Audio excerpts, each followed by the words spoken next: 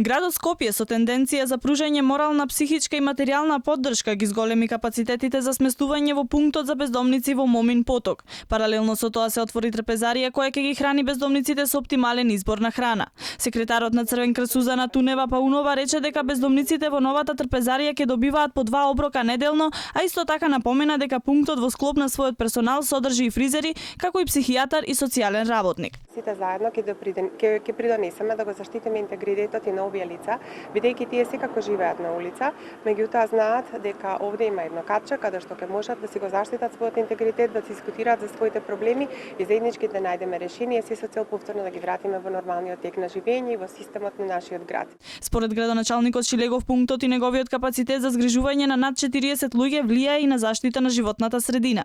Овој центар како таков, меѓу другото, во зимно време служи да го намалуваме загадувањето, во смисол дека бездомните лица ни се згрижени од дека и не се тие кои што ги палат дивите огнови низ градот. Во овој проект се вклучени и фирмите кои заедно со град Скопје ќе ги задоволуваат социолошките и општествените потреби на бездомниците, односно ќе ја креваат свеста на општеството на повисоко ниво.